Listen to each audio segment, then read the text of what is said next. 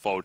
You expect all-out aggression from this team. That's what we know Cloud9 for, I think it's fair to say. Yeah, I mean, we talked earlier, too, about how Vox hasn't been shown in any drafts yet. If there's a team that's going to be pulling it off, it's going to be C9 with Old School on it. There are so many characters that you have to take away from C9. It makes it really hard to draft against them, and that's why I expect Tempo to play more to their strengths rather than to take C9's away. Yeah, so trying to play around their own win conditions as opposed to denying your opponent's Tempo Storm. Going to start things off, though, by banning away a Lyra. I don't think this is something we've seen a first ban of across the entire day. Not necessarily. I mean, it's still a priority, though, when it comes to the roamers, in that if you take it away, you open up the option to get Grace if they leave it open. But, of course, C9 bans it. So now you have Catherine available. We've seen a little bit of Lance. We've seen a little bit of Finn. I do expect it to be Catherine, though, unless Tempo... Yeah, there it is. Yeah, so kind of just going for that consistent pick that we know is incredibly strong in the current meta. Yeah, and Cloud9, now they have so many different options they can do here. You know Batiste is going to be within one of these three, if either picked or banned for Cloud9, because you're not going to let the Captain Batiste go over. But it's a matter of where. You know, do they want to play it for themselves, or are they just going to ban it away? Obviously, they may look to take their captain here. The Lance, I think, would be a pretty heavily prioritized pick for them in this situation, but they want the Glaive instead, so that high flexibility. I actually expect that Glaive to be a laner. So C9 traditionally always first pick their carry in lane just to get Old School on his most comfortable character that he wants to get on. And Glaive lane being one of the stronger available characters right now in this update, there is a very good chance that that's a Glaive lane. They take away the Baptiste just to not give it over because they have Catherine, like Tasty Bacon just said. So that's something to be expected. Tempo Storm going to be able to either ban away a roamer or say that Glaive can be flexed, so we're going to take another priority that we don't want you to play, or a character that we don't want to play against. It's going to be Lance taken off the board, trying to remove some of the CC combos available. When you've got things like the Glaive and the Catherine, a lot of it is going to be about trying to build one of those CC chain compositions, and both teams, I'm sure, will be trying to deny that from their opponents. Not only that, but as Irakizoro said, they are very likely going to be assuming that the Glaive might be in the lane, so banning away the Lance takes away that potential jungle or captain pick for them. But now Adagio comes through, and suddenly this Glaive pick isn't quite so certain to be in the lane. I mean, honestly, they can go so many different ways with this. They can play Glaive lane with Roam Adagio, Glaive jungle with Adagio Roam, Adagio lane with Glaive Roam or jungle. So many ways to flex this, and this is the sign of a very smart draft and a very strong draft. Yeah, and if you're Tempo Storm right now, you don't have any idea which direction they're going to go with, so it's very difficult to draft specifically into that. And once again, it goes back to the point of Tempo Storm need to play their game and draft for themselves as opposed to trying to counter. I was just about to say Cruel is still open, but I do think this is risky because Petal is still open. They could still go Glaive lane, Petal jungle with Adagio Roam. Unlikely, but it's an option. Celeste comes through, that's a strong pick with Catherine and with Cruel. They're going to have a lot of late game control with their range and their peeling. So it's going to be on C9 now to make sure that they get a comp they can get ahead with early game and mid game so that they can get an advantage and close out. The other thing to talk about here is, you know, the Kroll, it's going to be for God of Sins. This is a player that we have not seen in a professional game in over a year. It was, I believe, spring of 2016 was the last time we saw God of Sins in a professional game, and so we don't really know what's going to come out, but that's a fortress for Cloud9.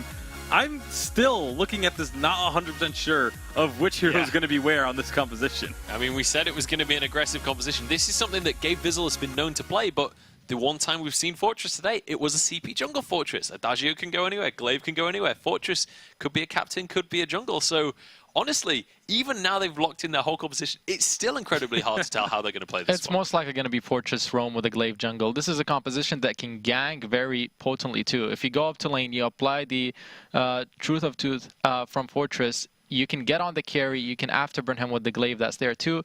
It's a combo that can work very effectively, and they can use it to their advantage. All right, so if you're Tempo Storm then, what is the port of call to try and play around this composition? How do you keep yourself in this game? A lot of it's just going to be getting this Kroll to be comfortable. Like, don't go too aggressive into the enemy jungle because you can get caught out easily, but don't be too passive either. All right, so trying to match them. It's time to get on into our final series of the day. Hashtag Vainglory8 on Twitter to let us know who you are supporting. But it's time to jump into Cloud9 going up against Tempo Storm. Humanist and Excoundrel, please take it away. That is right. I am Humanist here with Scoundrel and ready to go Tempo Storm versus Cloud9. And Scoundrel, we have a little bit of a Fortress Adagio Glaive comp coming out of C9. It seems aggressive and very powerful. Seems very C9. I mean, obviously we see Gabe play a lot of Fortress, really one of the only remaining captains in professional scene that really sort of goes back to Fortress quite frequently. It's something that a lot of other captains won't touch because of sort of how versatile, I guess not versatile, how sort of feast or famine it can be in some respects. You know, often if you get behind as a Fortress, it feels like you can't really do much, but if you're ahead, obviously it's a really great way to push the game out. Gives an indication as to how mentally Cloud9 feel that their early game and their ability to pressure is. Tempo Storm were as 3. C9 sent Gabe up into the lane. He was able to grab one of the last hits as the lane minions crashed up against each other. God of Sin's hanging out here in the mustache brush with Lost Boy. They're thinking about doing something, not going to find anything. Looks like God of Sins will just go ahead and port back. Really interesting. They held on to that for a very long time, not even looking to seek to apply pressure, maybe because they're afraid if they showed God of Sins in the lane that would give an opportunity for I Love Joseph to roam towards the jungle of God of Sins, for instance, but they really held on to that for quite a long time. Gatsby was on pretty low energy too, so, you know, maybe by committing they were also opening themselves up to letting Gatsby go down there, so they were just playing it very, very safe. I feel like that's almost a Cloud9 thing, like you play really safe against Cloud9 specifically, but I don't think they need to, you know, don't be scared. Use that cruel level 2, jump straight in on there to Fortress, put pressure on him, put pressure on Cloud9 in general. No need to play scared against these guys, you know. Yes, they'll punish your mistakes, but if you don't make any moves, they're going to punish you anyway. Exactly. I think that's the mind game that comes in, you know, in some of these top teams. Of course, the top team right now, it puts that that mindset into you, and you're just like, okay, well, I'm hesitant, I'm scared. You have to go forward. If you want to beat this team, you got to be making the plays.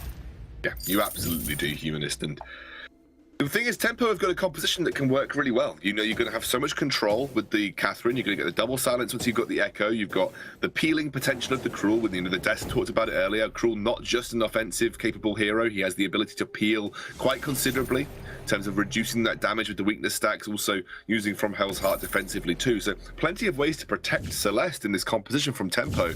But if you just let C9 get the advantages that they want, then, you know, you're going to make it a lot harder for yourself to get to the point in the game where you have that late game composition online.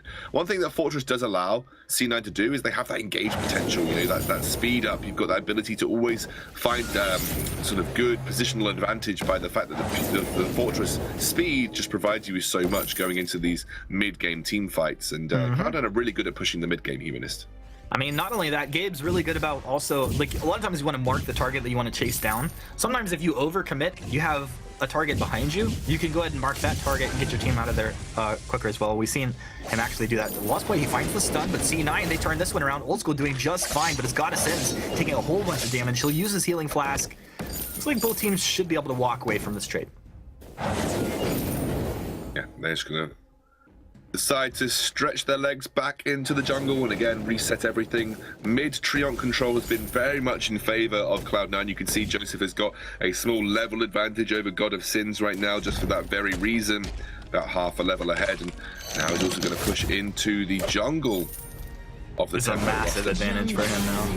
Yeah, huge advantage. Maybe almost an entire level coming towards it. God is catching up because he's done his backs, but remember, Joseph's got one full rotation left to clear. So whilst it might look like they're on similar experience levels, Joseph has the ability to go farm his entire back jungle and put himself towards level 6. And that's the standing experience on the map is something that people often forget about when comparing levels. Absolutely. Look, it's just a full jungle ready to be cleared over here. His half, I guess, his full half. Up in the lane, though, we have Old School Gabe Vizzle combo continuing to apply pressure here. One of the things also that I like that is picked up, Gabe Vizzle has got the Dragon Blood contract. I think it has a lot of great impact, specifically with the Fortress. Yeah, I mean, Fortress is a super aggressive captain. You know, he has the ability to jump in there, put pressure on with the Truth of the Tooth. Use that Dragon Blood contract to just provide that extra little bit of damage. It's something that Gabe does a huge amount, and you know, a lot of other junglers have tried to learn. A lot of other captains have tried to learn from that specifically, and Gabe's one of the best at using these contracts offensively, trying to find even the smallest margin of damage, especially against someone as squishy as Celeste. It can make all of the difference. You know? What is it, like a 30% slow too? Yeah, it's pretty decent. It allows you to position effectively for Gift of Fire application. Allows you to get Glaive into position for an afterburn. Yeah, not a bad little 1-2. Not bad at all. And then, of course, I think the cost on the contracts being reduced in the latest update makes it quite tasty to pick up. Gabe, once again, hanging out in the lane. He's going to try and hold this wave as you have Old School down in the jungle with Joseph. But Gabe just making sure he gets any last hits as the waves crash up against each other. On the flip side, Gatsby, or it was Lost Boy, I'm not sure who actually popped the minion candy, but they pop a minion candy and send Gatsby down in the jungle to farm out with God of Sins. So both teams trying to make sure all of the gold they can possibly get gets onto their laners. Absolutely, and Old School was one of the best. Yeah. Defensive afterburn means they're probably not going to follow up on anybody here. No, again, Gatsby just able to start clearing this wave out. Oof, God of Sins hanging around almost too long. Lost Boy finds a stun up in the lane. Old School's doing fine, just avoiding. He doesn't have to commit too far forward, and he's going to be fine. C9 does a good job playing games here, but God of Sins gets his mid. Old School, what are you doing, Old School? He gets the heal. He's trying to get out of here. Can they keep him alive? No, they can't. It's Timbo Storm who grabbed first blood. An uncharacteristic mistake coming out of Old School. Now Gabe Vizzle is on the run. He burned that fountain earlier, trying to keep his teammate alive. Joseph waits for it. Afterburn's over the wall. Joseph and Gabe will get out of there, but they've lost Old School. That was a little bit of, not even just a small positioning error, a massive positioning error, and now Tempo are trying to capitalize with this gold mine. Are C9 even in a position to contest this? Doesn't look like Old School's moving down, but they don't have their fountain. Button. They're gonna go for it. 4 claps on. And Joseph, they're moving forward. It was a defensive one coming out there. So Catherine able to grab the gold miner, now moving back. This should be Lost Boy going down. Doesn't have anything to keep him alive. Gatsby? With Gatsby and Lost Boy going down, so a nice turnaround for C9. Yeah, unfortunately, I think Toph was so obsessed with trying to get the last hit onto the gold miner that he kind of let he let Gatsby die because he used the fountain really late in that scenario. Unfortunately, didn't have the ability to keep Gatsby alive, and he was just focused down by Joseph there. And C9 took a very poor situation for them and turned it into a very good one by, again, they lose the global objective, but they claim another one in return. And they weren't afraid to go in even despite not having the fountain, knowing that the split focus between the gold miner and the ability to split the team up would play into their favor. And I really like the way that Cloud9 also separated their focusing. You know, you just let Joseph run directly onto Gatsby, they put him out of commission, and then obviously, I don't know what God of Sins is doing, but he was like super defensive with his positioning there. If he just turned around and tried to go aggressive, maybe they're going to turn things back onto C9, but the shock factor of engaging without a fountain in that kind of scenario allowed C9 to split that tempo composition up and wreak havoc. Split tempo up. It split my focus. I kind of like lost it, to be honest there. Gabe taking quite a bit of damage. Spectral Smite will come out of God of Sins. You gotta respect that. Honestly, Gabe didn't take as much damage as I thought would stack up there. It's only the tension bow coming out of God of Sins at this point. Gabe's gonna move forward. They're on to Gatsby. Gatsby trying to kite back, but look at the crit damage coming out here. Joseph on target. He wants God of Sins too. With that attack of the pack out, and they chase forward. Ooh, they got a delicious, tasty move speed. And 1 more second, they'll have it again. They should be able to chase Lost Boy down here. They get on target. He tries to get back under the turret, but that is a wonderfully played ace coming out of Cloud9 as they just pick Tempo Storm apart. Oh man, this is so Cloud9 as well. They even get away. Unbelievable. Gatsby doesn't get that ability to stop Joseph there. He would have had the afterburn over the wall regardless. But this is so Cloud9 as well, having that ability to just capitalize on mid-game team fights. I mean, you give Cloud9 even a sliver of a way into a game, and they will literally destroy your team and take every advantage away from you. I mean, it looked like Cloud9 were on the back foot. Tempo had got, some kills. They split up. They got Old School. They got First Blood. They went immediately for gold miner. How have we now ended up with C9 getting a clean ace at 9 minutes into the game and pushing onto the second tier turret? It is just unbelievable what C9 can do with just even a sliver of an advantage. It's true. I think also a lot of times when, sometimes we kind of overplay it when we're like, okay, well, this team has an early game comp, right? So they need to win the early game. If they lose like one fight early on, it doesn't mean that they've lost the whole ability to still have that incredible pressure. They wait for those nice power spikes, they wait for the nice positioning, and they just take advantage of it. C9 sees the opportunities and seizes on those opportunities. So really nice job out of them thus far. Also, Joseph popping that level 8 infusion, I really liked that. Yeah, I think also you've got to remember that C9 are one of those teams that are very few teams that see opportunities where other teams wouldn't. You know, they see an opening for a team fight. They see an opening for to push an advantage where a lot of teams might feel scared given how the state of the game has been going or the kind of composition that they're playing into. The shot calling in C9 is something else. You know, whoever does the shot calling, I imagine it must be Gabe. It's just incredible kind of what they can achieve with even just the smallest of time frame to make that kind of move happen. They're one of the only teams that really do it to this level. We talk about untapered aggression from C9. We talk about the aggressive playstyle from them. A lot of it isn't just aggression. It's precision. Like, they are just so precise with their openings that no other team compares to them what they do in that respect. Not even TSM in some instances. TSM kind of win through sort of brute force, absolute, mechanical outplays on Chuck and that kind of thing on Bonsi's early jungle aggression. But C9 as a unit are one of the only teams that, when they find an opening for a team fight, they take it. They're the best team fighters in the business, Humanist, and they show it every time they play. Well, I think that's why, we talk about Gabe being one of the players that picks up Fortress a little more often than others, because that is a hero right there that's going to punish when you're out of position. It's going to pick someone apart that can be separated from their team. And when you're able to make the shot calls and get everybody focused onto one target, it's one of the best in the game. Keep control of that middle area. Oh, God of Sin's getting lit up. God of Sin's probably goes down here. Found out a Lost Boy buying time. The stun as well. They switch over to Crystal Sentry. Attack the Pack is out. Old School threatening them. As C9 just take the Crystal Sentry, moving forward now. Danger zone. It's going to be the afterburn. And they chop God of Sin's down. One stun on the Joseph. Second stun. Solar Storm comes through. Can they find the damage? Gabe holding the turret aggro. Joseph walks in. He's got one attack there. He's where you want to go, bud? He finally goes down. Gatsby able to get a kill. So they lose Joseph, but they almost got out of that one. Almost there, Humanist. Old School also used the wolves from Gabe to apply Gift of Fire there to allow them to chase up and get onto Cruel as well. Again, they just, the wolves bought them time to take down that Crystal Sentry. So even though it's a 1-for-1 trade, you'd say the net advantage goes in favor of C9 again. They've also got complete control of the central portion of the map because, again, they've been continuously pushing their advantage into Tempo's side of the jungle. This allows them to go for things like this gold miner for free without any fear of Tempo trying to contest it, because every time Tempo step up to this portion of the map, C9 engage and take fights with them. They don't want that to happen. They want to scale up with Celeste. So they're not even going to try. Not even going to try and go to the center of the map. Yeah, they're playing scared right now. I can't blame them. Can't blame them. We've seen C9 beat people in sub 10 minutes, So, hey, you're hanging in there. You're 13 minutes in. God of Sins also, let's talk about this, Bacon said it's been since spring last year that we saw him. It might have been spring. I know definitely we saw him in winter, but it's been a long time since he's been playing competitively. Yeah, he's been on rosters for a while. Yeah, he does play, but of course those nerves can kind of get to you when you haven't been playing in a streamed match for a while.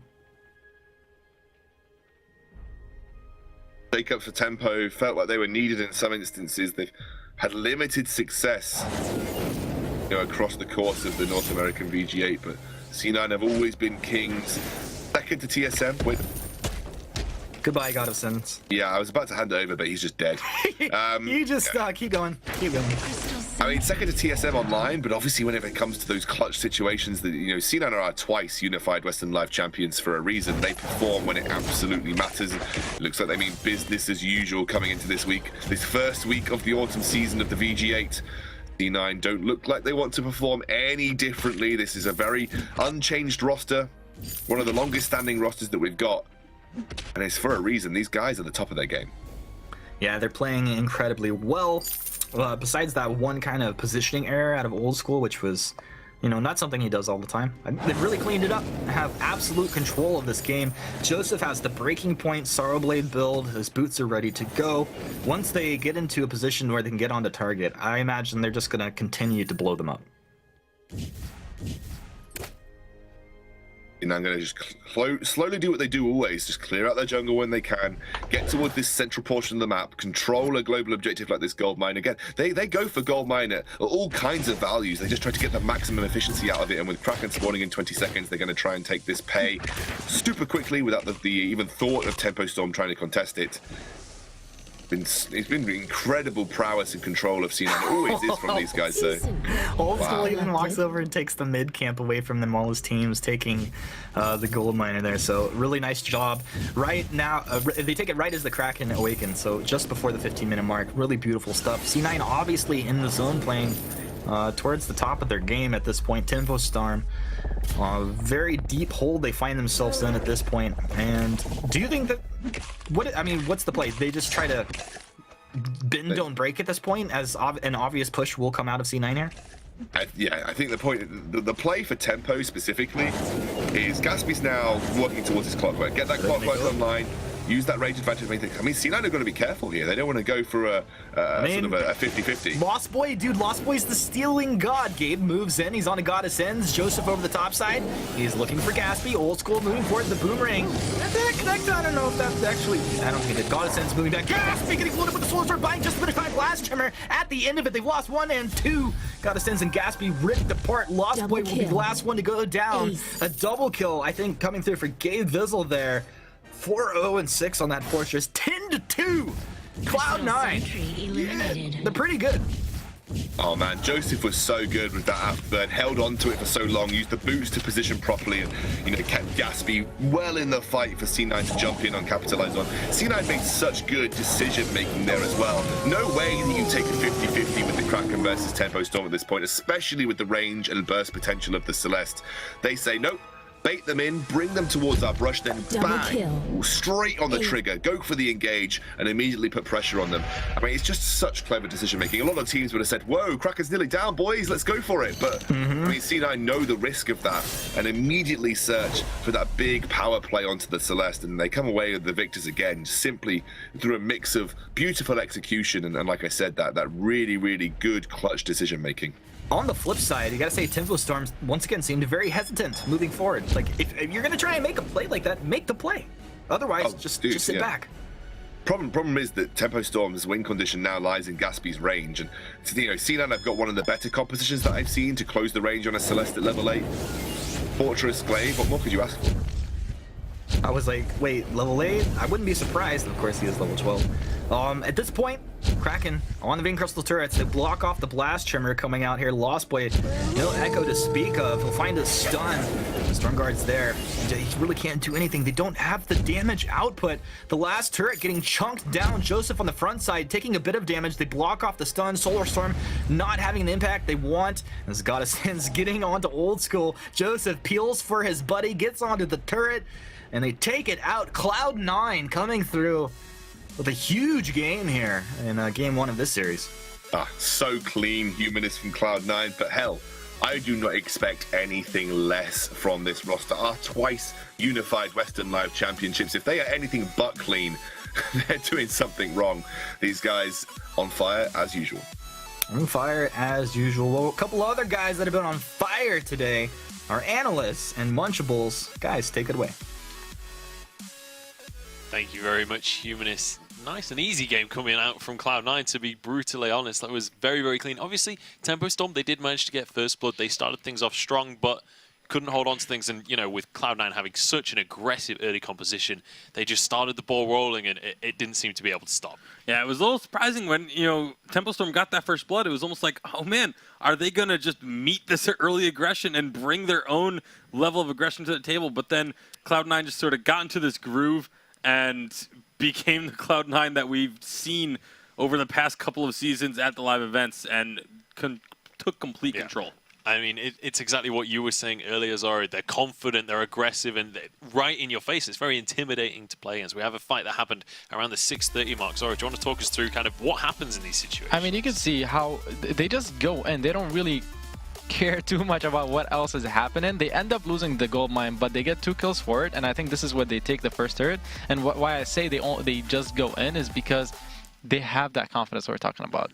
They know they can execute, they know they're mechanically solid, and they know they have the stronger comp. There's nothing to fear. Yeah, they don't have any doubt in their mind that this will go wrong because they've done it so many times before. They know that they can execute cleanly and managing to take out Tempo Storm in that early game. And then we have another replay of them getting an ace a little bit later on in the game. And every single time, once again, we see these better teams starting to, once they get a fight on the way, they take multiple objectives off the back of it. And the craziest thing for me is, like, they're starting these fights without even being at full health. Like, Gabe Vizzle was missing about a quarter of his health when he was the one who started this engagement off with the Fortress ultimate. They go diving under 2 turrets into the base of their opponents to find the ace and then get out alive, taking a sentry, taking a treant.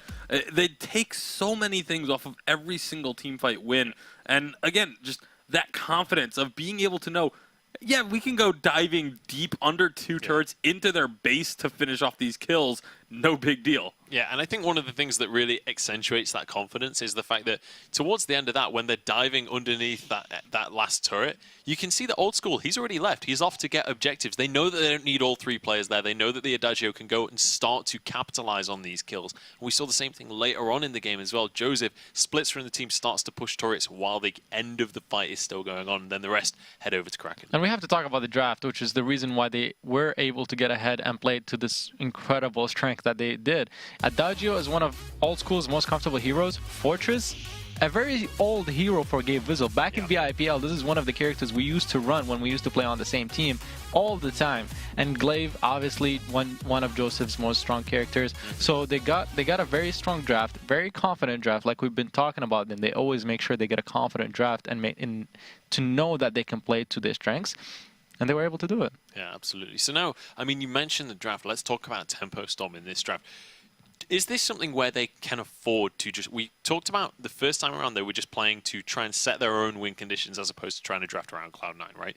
Is this a situation where, for Tempo Storm, you have to start to draft an early game composition just so you can try and go toe-to-toe with this aggression that Cloud9's bringing to the table? I think you need at least something that can help you out in the early game, because if you fall too far behind, there's no chance for you to get to that late game and get those. Like, Celeste never came online in this game. She never had that massive impact that we see Celeste have because it was just over before she had an opportunity. So you need to do something to, like, yes, you play into your own strengths, but you have to know that your opponents are going to be looking for an early game composition, and you need to make sure that you can match at least a little bit. Like, you don't have to go full early game, but you need at least one hero who can kind of hold their own in that stage. All right, well, Catherine going to be the first fan of this one. Zoro, what are you expecting to see out of Tempo Storm? I mean, I expect them to play to their strengths still, but one thing to know before the draft goes further is if you're going to play to your strengths, you need to make sure to take away what can counter that composition that you're going for. And what C9 played in their strength early game and mid game to get an advantage and close out, exactly what counters what Tempo Storm had with the Celeste, Cruel, and Catherine. They weren't able to scale like we were talking about. The Finn ban here, I don't understand why you banned Finn against Cloud9, because you're leaving Grace open.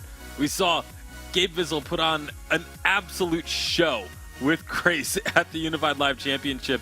It's one of his most played heroes. You see there on your screen, a 80% kill participation. Most played hero is that Grace. They don't take it though, which leaves me scratching my head a little bit. Obviously, it's an obscenely strong pick, one that we know that they can play well, but they don't decide to take it. They instead give it over to Tempo Storm. I think this is a situation where C9 is just feeling very relaxed and trying to test out with many different things, maybe to play something that they're not as confident on against the team that they expect to win, so that they can get practice in on it when they're competing. Lance is still one of Gabe Vizzle's most powerful characters. We know how mechanically solid Gabe Vizzle is, and Lance can make a lot of plays.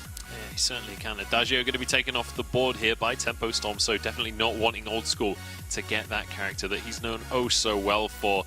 Now Cloud9 have to decide where they want to go with this one.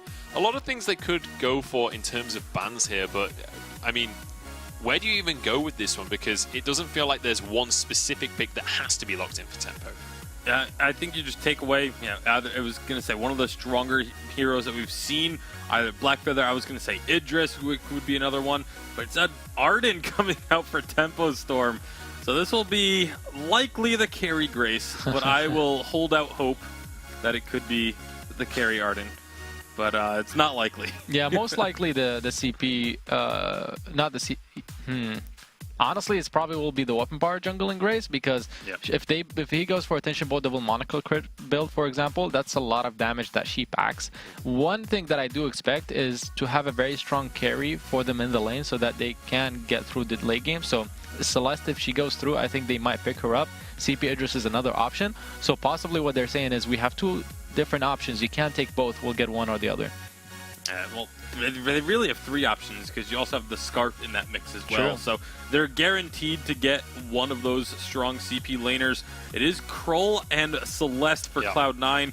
Again, a very strong control. What? Oh, okay, Tempo Storm. I mean, triple roam I don't even composition. know what to say about When in this doubt, one. try and throw your opponents off their game. That's, mean- that's all I can imagine. You could have CP Fortress jungle, Weapon Power Grace lane, and then Arden Captain. Yeah, Could be an option it's for the them. possibility. Yeah, and other than that, you could still play CP Fortress in lane. It's something that Gangsters played in the past off competitive, like we had prepared it, but we never got the chance to play it in competition. Is strong, but it most likely will be the Grace in the lane. All right, so obviously on the side of Cloud9, we've got kind of a classic triple CC composition. Very easy lockdown that you can chain together from these three characters and kind of build a lead for yourself. Like, is there an expectation of what Tempo Storm are bringing out here? Like, can you predict anything from this composition, or is this kind of just memeing a little? I think they're just trying to be extremely durable and trying to catch Cloud9 off guard a little bit, see if they can catch them by surprise. All right, well, we've got to get on into this game. Game 2 of this series. Hashtag Vainglory8 on Twitter to let us know who you want to take this one. Tempo Storm versus Cloud9. Let's get into this. Well, sometimes you need to wish upon a star, and Tempo Storm, I hope they all wished with this one. This is pretty wild stuff, Cannon. Yeah, I mean, I know Iraqi is talking about stuff that he's seen from his untested sort of, stuff that he's done in scrims. They hadn't yet had a chance to play it in competitive, but certainly the first time that I have seen a lane fortress, lane CP fortress, and obviously running essentially a triple captain build, but with a weapon power Grace coming out as well. I'm really wondering, Grace has actually picked up a book of eulogies here. I'm wondering if it's actually going to be lane Grace, obviously. Yeah, it and should then be. God That's of Gaspy. yeah, and then obviously God of Sins playing the CP Fortress jungle, so that's very interesting. I'm guessing this is just literally a all-in dive Celeste build. Like, you just literally throw the kitchen sink at Celeste and hope the kitchen sink knocks her out, otherwise you're pretty boned. Yeah, pretty much. I think this is a troll tasty bacon comp right here. If you're No, it's gonna not. draft this comp, you're not gonna go weapon Arden. Exactly, you don't have weapon Arden. Shame on you. Tasty Bacon's probably crying at the analyst desk right now. Yeah, I'm crying and casting at the same time. It's okay, Tasty Bacon. At least he'll have a moment. Let's see if he has a tear in his eye when we get back to them on that analyst desk. But let's break this one down. What's the way? I mean, you say just throw the kitchen sink at Celeste. Is it that simple? I mean, yes. as far as I see it, it's gauntlet. Throw everything, including, like we said, the kitchen sink at Celeste, and see what happens. And I think it's up to Gabe Vizzle doing a lot of peeling here. Joseph's going to have to be picking the right target to apply those weakness stacks too. But there isn't really much finesse in this tempo composition. This composition is just all in outright aggression, with If that's the very case, maybe very we little in should between. Go with that, just like Echo Arden, like pretty quick in this game. Oh yeah, totally. I'm down for the Echo Arden, dude. Yeah. That makes me happy. It's very hard for a hero like Celeste to deal with that. A lot of times you're able to reflex, get yourself out of one of those. Two becomes much more difficult. If a team could do it, I think having Gabe Vizzle on your side would probably be a pretty good place to start. Yeah, I think Crucibles and I think Reflex blocks are going to be of the highest priority in this game, Humanist. The Gabe Vizzle and Joseph looking to get a little bit aggressive in their opponent's jungle. They took the backs, but the back trans able to spawn now, and Tempo as 3 rotate, kind of zone C9 out, so at least they're able to get 1 there. Absolutely, Old School's going to back off here. Got their work cut out for them this game, it feels, Humanist, because goodness me, I mean, everything coming this way. God of Sin's going to stick on the Stormguard banner, going to pick up his items towards the Aftershock, first big power spike for that CP Fortress. Obviously doing a huge amount of damage with just that item alone. In Old School, he's going to be in a tough position. Hello!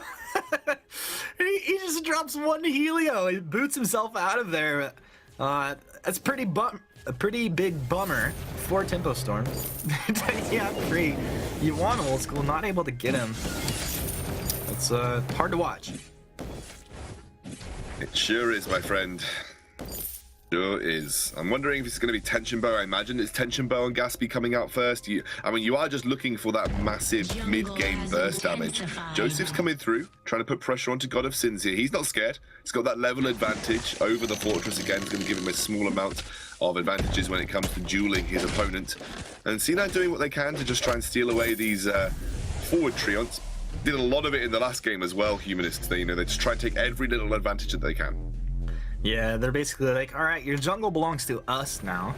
You can do your best to try and take some of it away, but it's probably not going to work out too well for you. Goddess Ends trying to apply some damage. Core Collapse comes down. Fortress stunned up. Holy Nova off the mark. It's going to be a Vanguard. Buying Goddess Ends just a little bit of time. The activation on the Spectre Smite doesn't find him. Goddess Ends goes back in. I mean, I like the aggression, dude, but wow, he just got lit up. Core Collapse finds the stun. Old School is just target practice out here. And C9 find 2. Damn, and that's what happens when you don't get the kill straight away and things turn around and suddenly you're left with your literal tail between your legs if you're Fortress and getting chased down by C9, because once you've used those gap closing abilities, especially pre-6 for the Ardent, goodness me. Oh, Gaspy's getting lit up. One more attack, something. He gets a Vanguard and a Fountain. What do you know? Lost Blade dropping the Fountain on him there. Yeah, a bit of an overkill. Think Vanguard might, but better safe than sorry, I suppose, Humanist. I guess, especially when Lost Boys got the Dragon Blood contract as well. It's like Protector would have been working out for them better this game. Wouldn't make sense overall, but this is C9 up 3K in the net worth lead about 5.5 minutes in. And this tempo composition is going to feel really bad, man, especially when you're behind. You know, when you decide to steamroll with this composition, you decide to sort of start things churning out as quickly as possible, try and get those kills early on, try and snowball from that, continue the aggression, find every engage that you can.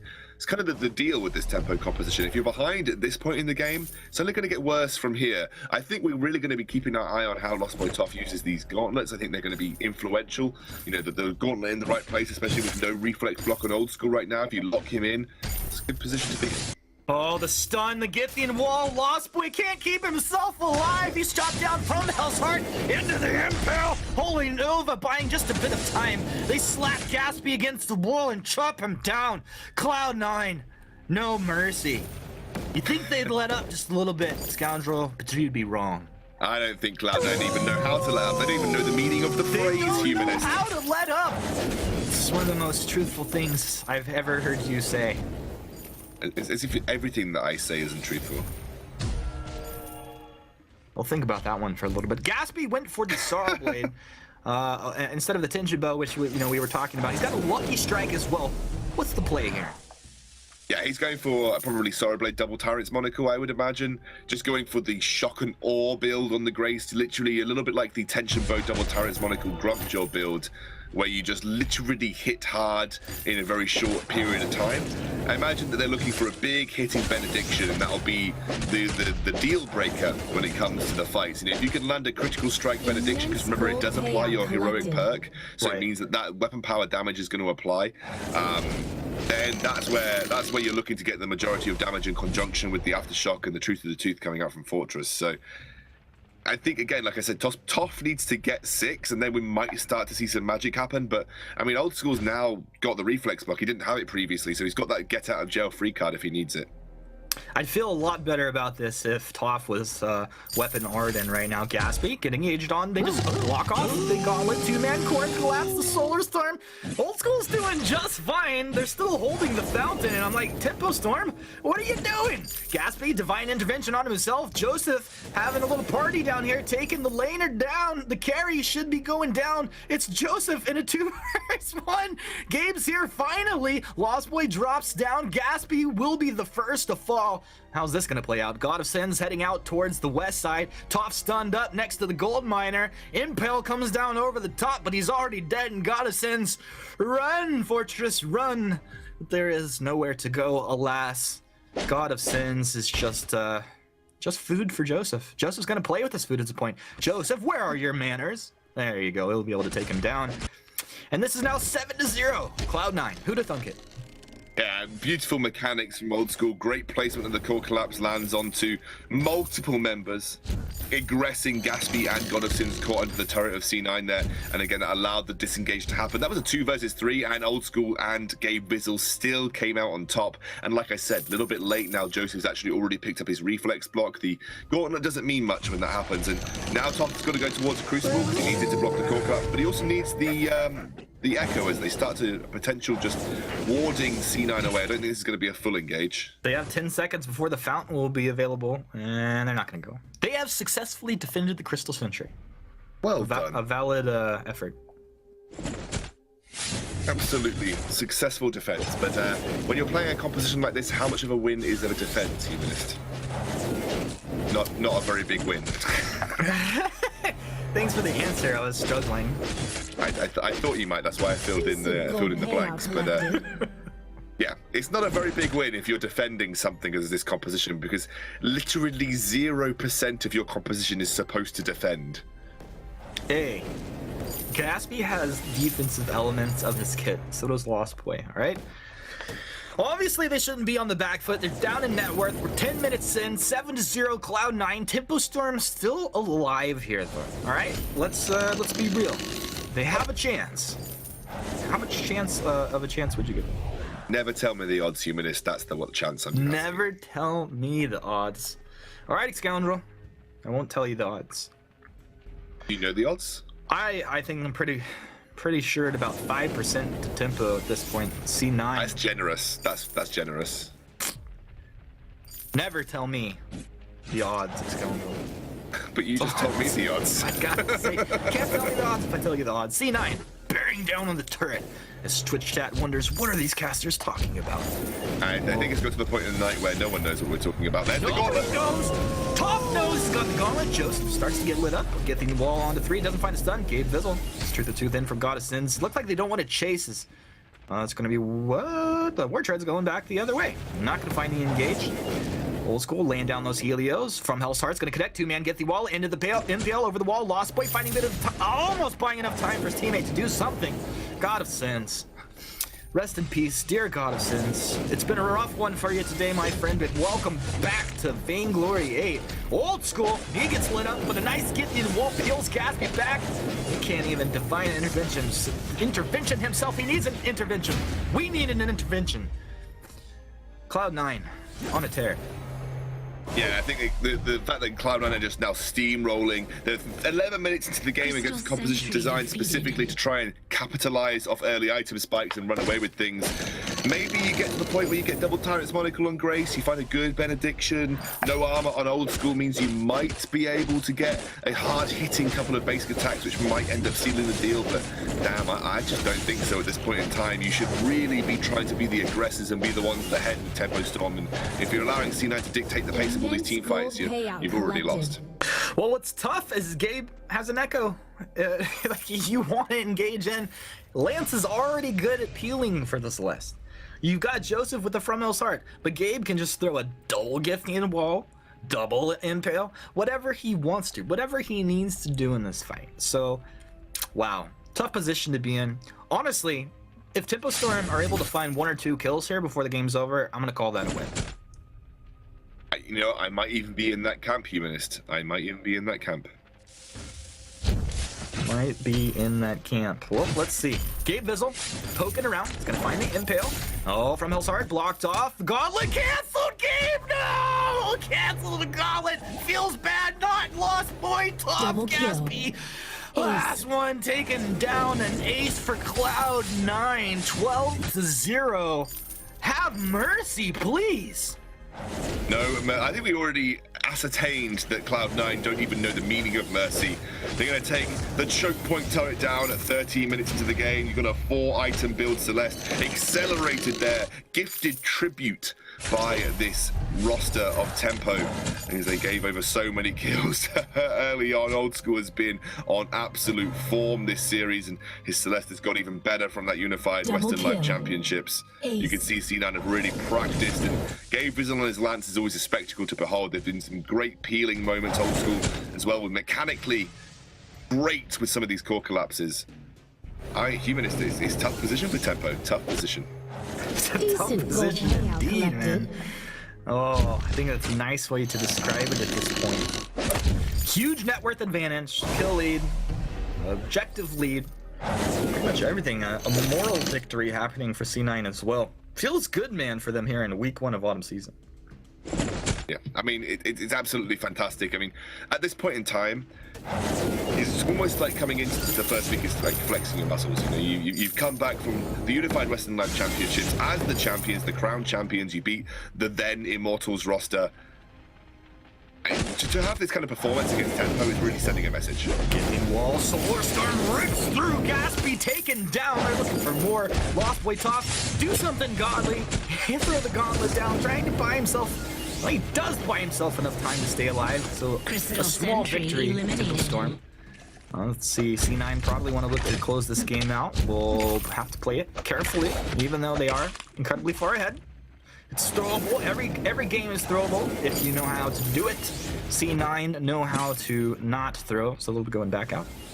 And Gabe's picked up a lot of CP here, picked up the Shatterglass. This is something that we often used to see on Lances, maybe as a 5th or 6th item. Doing this increases some of the damage of your abilities, but also most notably increases the stun time on your Githian Wool, increases the root time on your Impale, so you gain a utility bonus by having the Shatterglass here.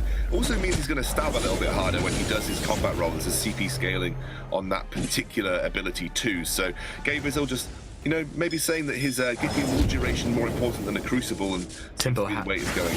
Timbo's got to make a play here. Impale blocked off. Goddessens moves back. Lost Boy's on the front side of the fight here. Lost Boy getting stunned up. Combo. Solar Storm comes on through. Old school. Knocking him down as his team lines him up. Double kill. Beautiful plays here. Joseph will take the last kill. And that should be all she wrote. Cloud9 pretty much stomping on Tempo Storm here. Yeah, I don't think I could phrase it any better, Humanist. I think you've come up with the best phrasing that we could potentially imagine. I think might even be contesting for the quickest game of the day here in the Vainglory 8, and C9 look every bit as strong as we remember them. Incredible performance from them, a unique composition from Tempo, designed to get ahead early, designed to abuse early item spikes and put pressure onto the Celeste, but it didn't work out. When you play this composition from behind, you're going to have a bad time. And, well, a bad time is what Tempo had. I think Tempo Storm did have a bad time there. Congratulations, Cloud9. We'll see what Tempo Storm can do in the future weeks, but that's going to be it for now. We'll go ahead and break this one down. We'll throw it over to our beautiful, lovely, wonderful, handsome analysts and Munchables. Got me real deep right there, Humanist. I mean, Excoundrel, you said this is a composition that you don't want to play from behind. Honestly, if you're going into solo queue, I would say this is a composition you don't want to play, no matter how you're doing it in the game. Interesting draft coming out from Tempo Storm. I feel maybe not the most serious draft I've ever seen in my life. Perfect game for Cloud9. I mean, Zoro, you look like you're dying to tell me something. They could have been like trying to really pull off something that's surprising to C9, and had they been able to scale a little bit, I feel like they might have been able to fight back, because this is a composition, if anything, it can dive, and they had a Celeste that they could have dove on, but they just never got rolling. You can see the early game, 4 minutes in, C9 already picking up 2 kills and getting the snowball started, and once C9 composition does that, it just never lets down. Yeah, for sure. They just kind of run away with things. You can see Joseph just diving onto the backline. There's really not that much peel to stop him just charging through. Yeah, and you know, there's no peel for the Krull, really. He's able to just kind of do what he wants. Even though they have the dive, like, there's plenty of peel for the side of Cloud9 to keep them from being able to take down Old School, and it was just Cloud9 just dominating. That's really all this was. This is one of those games where, as Tempo Storm, you just kind of move past it. You don't dwell on this one. You say, okay, that was Cloud9. Yeah. You know, everyone expected us to lose against them. It's not like you're